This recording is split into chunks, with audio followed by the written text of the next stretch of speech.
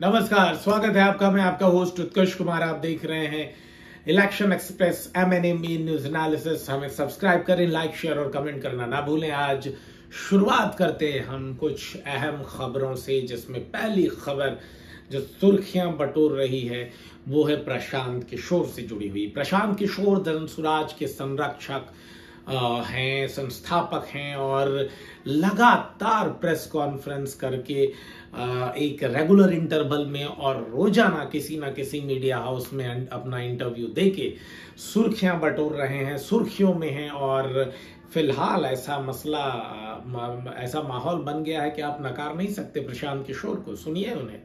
और इसमें से जुड़ी एक अहम खबर ये आ रही है कि कल प्रशांत किशोर ने प्रेस कॉन्फ्रेंस की, पीसी की, तो बोले तो पीके ने की पीसी। और पीसी में जो है उन्होंने एक बार फिर से इन सभी को लपेटा है, जिसमें बिहार के वर्तमान उप मुख्यमंत्री सम्राट चौधरी, बिहार में नीतीश कुमार के दाहिने हाथ कहे जाने वाले, राइट हैंड कहे जाने वाले चौधरी, अशोक चौधरी, और साथ ही साथ दो जायसवाल। अब इन चारों के साथ एक मंगल पांडे भी इनके निशाने पर लगातार रह रहे हैं। हर बार किसी न किसी को कोई ना कोई चोर का दर्जा मिल ही रहा है। सम्राट चौधरी जहां पर डिग्री चोर हो जाता है, वहीं पर नजर डालें तो आप अशोक चौधरी जमीन चोर हो जाता है, और जायसवाल मेडिकल कॉलेज चोर हो जाता है, और एक और जायसवाल जो कि सांसद हैं बेतिया से, वो पेट्रोल डीजल चोर हो जाता है। तो वानगी यही है कि बिहार में सांसद, विधायक और मंत्री, या बोल दें सांसद और मंत्री, कमोबेश चोर ही हैं।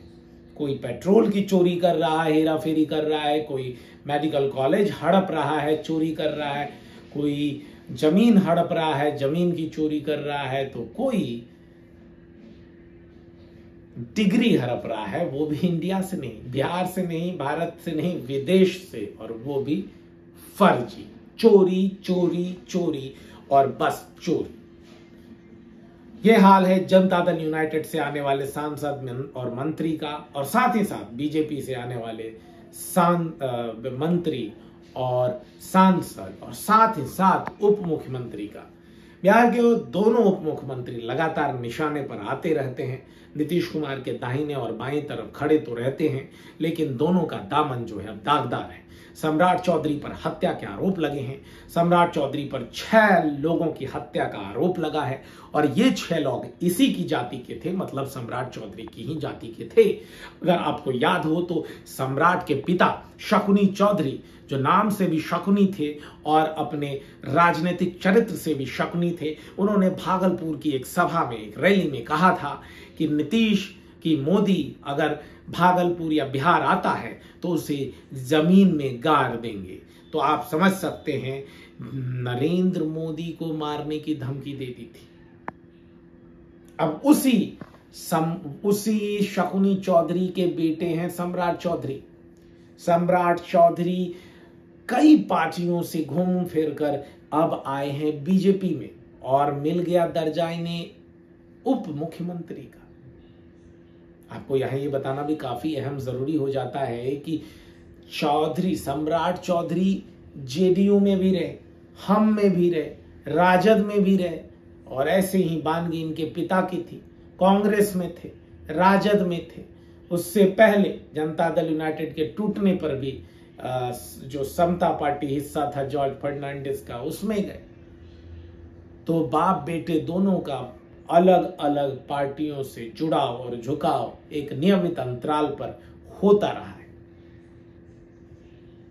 अब आगे क्या होगा, और 7 दिनों का वक्त दिया है प्रशांत किशोर ने। किससे? अशोक चौधरी को। कौन है ये? नीतीश कुमार के दाहिने हाथ, नीतीश कुमार के राइट हैंड। क्या है ये? मंत्री हैं बिहार सरकार में।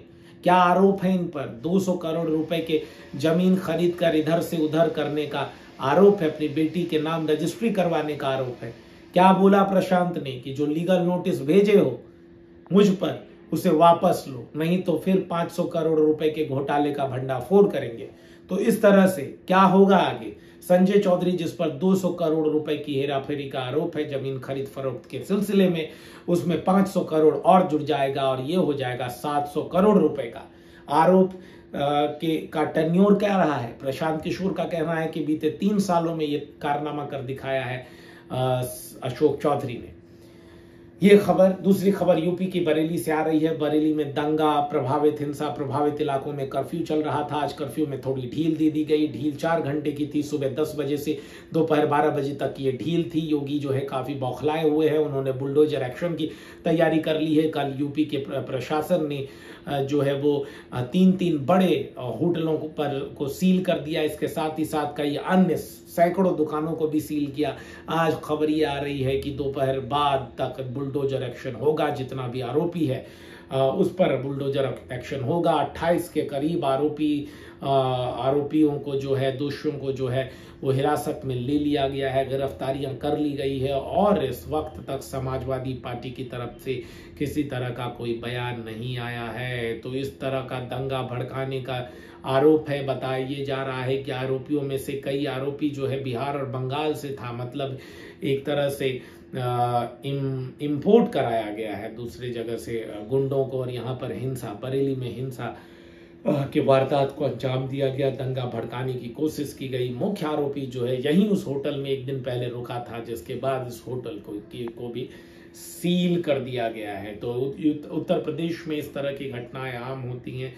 उत्तर प्रदेश में यूपी पीजीटी की परीक्षा होने वाली थी और बरेली में हुई हिंसा और दंगे को ध्यान में रखते हुए जहां इंटरनेट भी बंद था, आज इंटरनेट में भी ढील दी गई है। तो उस परीक्षा को एक बार फिर रद्द कर दिया गया है। इससे पहले भी ये परीक्षा कई बार रद्द की जा चुकी है। तो यूपी में परीक्षाएं भले ना हो, बुलडोजर तो चल ही रहा है। बाकी आज का हमारा यह मैंने आपको कैसा लगा जरूर बताइएगा। इस बीच आपको ये भी बता दें कि भारत का एशिया कब मिलने वाला है, इन्हें मेडल्स कब मिलने वाले हैं, इस पर आप अपनी राय जरूर दीजिएगा। देश और दुनिया की तमाम बड़ी खबरों के लिए आप सब्सक्राइब करें इलेक्शन एक्सप्रेस।